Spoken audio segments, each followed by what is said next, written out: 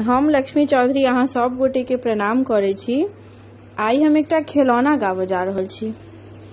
कोशिश करे छी जे गीत अहाँ सब गोटे के नीक लागे। गीत नीक लागत त गीत के शेयर करब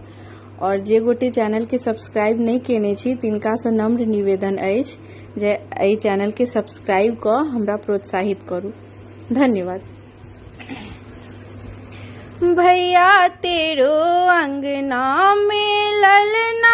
जन्म लियो, भैया तेरे अंगना में ललना जन्म लियो, ललना जन्म लियो महला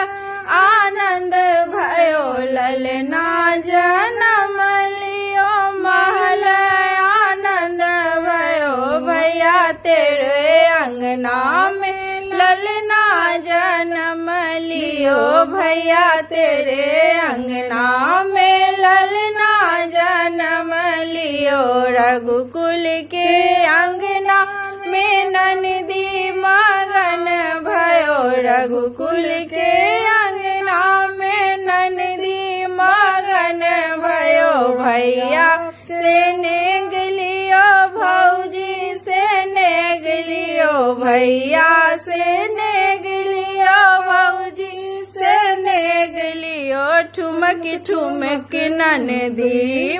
गहना के मांग कियो, ठुमक ठुमक ननदी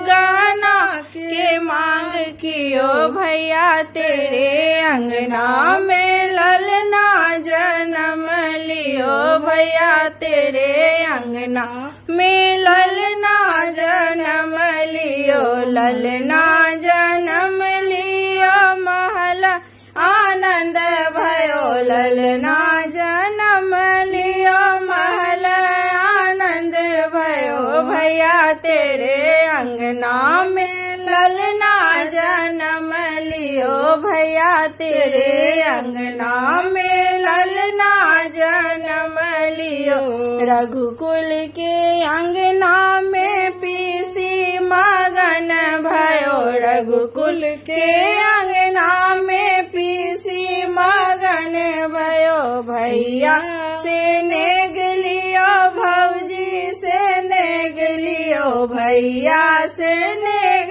लियो भौजी से नेग लियो, ललना जन्म पर लहंगा पटोर लियो, ललना जन्म पर लहंगा पटोर लियो, भैया तेरे अंगना में ललना जन्म लियो, भैया तेरे अंगना में ललना जन्म लियो, रघुकुल के अंगना ननदोइया मगन भयो, रघुकुल के अंगना ननदोइया मगन भयो, भैया से नेग लियो भौजी से नेग लियो, भैया से नेग लियो भौजी से नेग लियो, सिल्क के कुर्ता पहिर मोटर के मांग कियो, सिल्क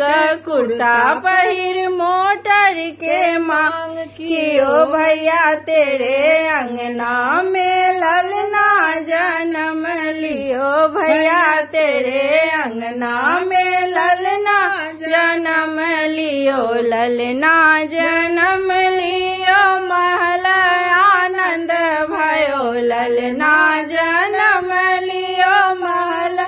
आनंद भयो, भैया तेरे अंगना में ललना जन्म लियो, भैया तेरे अंगना में ललना जन्म लियो।